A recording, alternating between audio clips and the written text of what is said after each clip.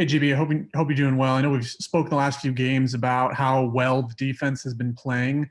I know it's still a relatively small sample size, but are you surprised, I guess, at where you guys are at this point of the season defensively, just factoring in the accelerated training camp, younger roster, and just kind of the weird times that we're in? Well, it's really what we've committed to, Sam. So, I didn't know how quickly it progressed, but I think they've gotten better. There's pride there. Um, we're doing a number of things defensively. So I give our guys a lot of credit. I'm a little surprised at how quickly they're picking up the schemes.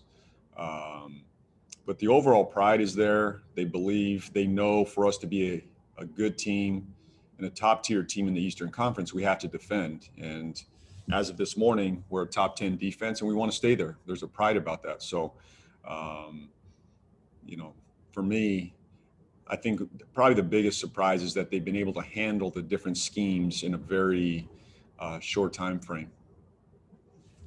Thank you. Rick Bonnell.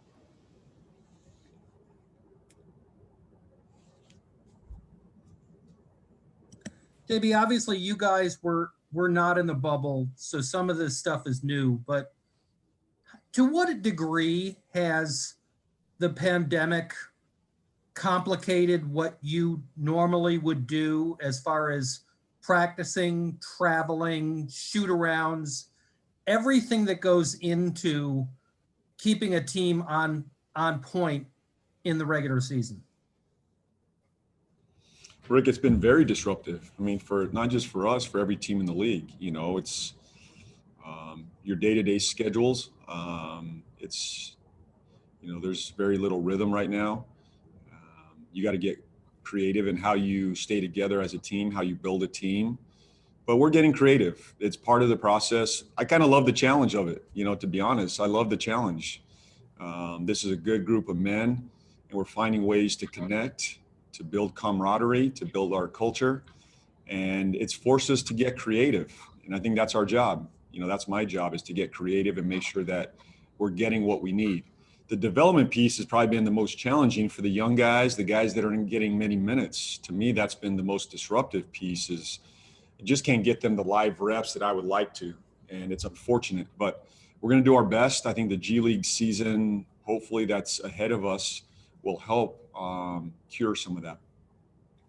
Also, following up on Sam's question about defense, I remember when you guys were playing well at the end of last season, you talked before the Miami game about how you felt you'd hit a little bit of a breakthrough as far as a level of people trusting each other and anticipating what each other needed.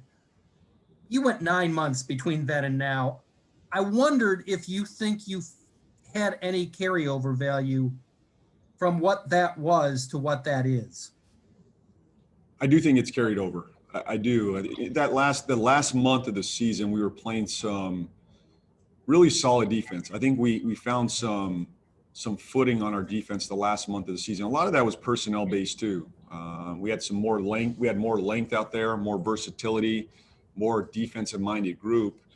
And it's been our focus in the off season, making sure that we solidify our defense. Adding the IQ of Gordon, the size of Gordon helps. He comes from good stock in defense. He's a good basketball player with size. LaMelo obviously has size. He's a work in progress defensively, but he gives us size. So I do think a lot of this defensive success we've had this early does go back to the seed we sowed last year, the last month of the season. And I'd say that the same thing offensively. A lot of what's happening right now, we sowed the seed a while ago, and now we're seeing the fruits of that. Again, we're not where we need to be, but a lot of this foundation was put in place over a year ago, and our guys have bought into that. Thanks. Rod, go ahead. Hey, JB, I know you mentioned yesterday about being over 500, not really a big deal per se in terms of the guys and talking about it. But when you think about building a winning culture and trying to get the program, the organization where you want to, just what about the mentality of trying to not only stay over 500, but just not even thinking about that mark, because winning teams obviously don't even think about 500 records because they're always winning per se. Just what about that and trying to build your program up the way you want to? Yeah, I think our mentality now, I mean, the bar has been raised. The mentality is we want to win every single game. We believe we can win every single game. That's the mentality. Every night we step on the floor. We want to be a winning organization. We want to be someone that's consistently in the playoffs. We want to be a team that's contending in the Eastern Conference. And that just takes, it's not one move. It's not one draft. It's all these acquisitions. It's the development of players. It's hitting on second rounders. It's hitting in the draft. It's developing guys. It's getting them better. And it's just not one thing, but over the course of time, it opens up opportunities. And right now, we're in a good place. You know, we believe we're headed in the right direction. The mentality right now is to win every single game and to go out there and compete. And I believe we have a team that can do that. No matter who's in front of us, we believe we have a shot every single night. And that mentality has to stay there, you know. And I think the challenge now is getting comfortable, you know, and that's where I have to make sure that our guys are focused game to game, day to day, that we don't relax and think we've accomplished something. We're only 11 games in. This is a journey. This is a process. And the way winning cultures and organizations are formed, they do it night in and night out. And that's the challenge, that you don't get complacent. You don't start thinking you've done something amazing. You go out the next night and you do it again and you do it again. And to me, that's what winning looks like. Christos, go ahead. Hello, Coach. I would like to ask you what was the biggest, the main difference between the team in the early of the season and the last 4 games? You have 4 straight wins, and also what impressed you most about LaMelo's process so far? Well, the last 4 games we've played well. I think it's come together a little bit more over the last 4 games. We've played well on both sides of the ball. Our defense has really picked up. And I think the offense is rounding into form and shape. We've just gotten better every game. You know, that's the biggest thing. Overall, in general, we've gotten better every game. The mindset is there. Guys are getting more comfortable in our system.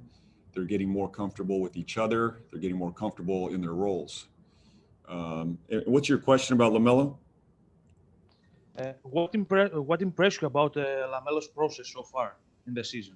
Just his maturity. You know, he understands the game at a high level. He impacts the game in multiple ways. You know, the passing, the shot making, and the rebounding. You know, all 3 of those phases, he's impacting winning for us. So far, he's off to a good start. Thank you. Richard Walker.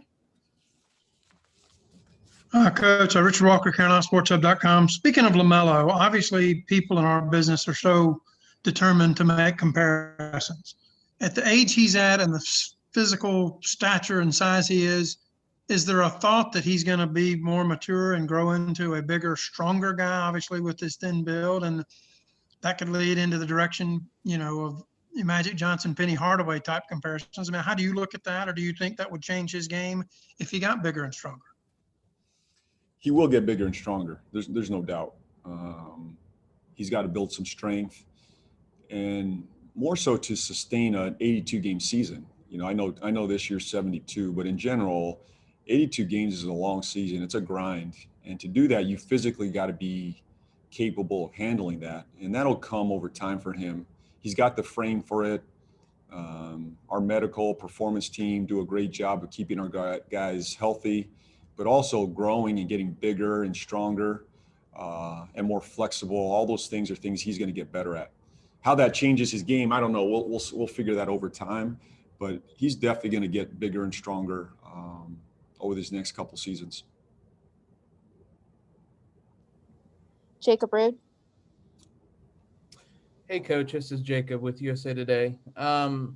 Seems like this season you've used Gordon as a screener, particularly with LaMelo. I know it seemed like it started that Atlanta game, and then you went back to it a couple times. What is it about that action that has helped you guys find so much success? Well, it's putting two players in a position to make plays, and I trust those guys. We give them certain sets to play out of, and they make good reads and they make it tough on the defense, and there's a number of sets we go to now and something we've liked over the last few games, and we'll continue to go to it. But what do I like about it? I think it's just putting two good players in positions to make plays at the top of the floor. And we'll continue to move them around. Gordon will handle in the pick and roll. He'll set in the pick and roll. We do other stuff in our pick and roll as well. So we just got to keep teams guessing right now. But I have multiple options to go to, whether that's LaMelo and Gordon, that's Terry and Gordon, that's Terry and LaMelo. There's a number of combinations I've gone to, and we've played a little bit more small action this year than we've done in the past. But I think all those things are good for our offense, our flow, and trying to create good offensive opportunities for us. Thank you.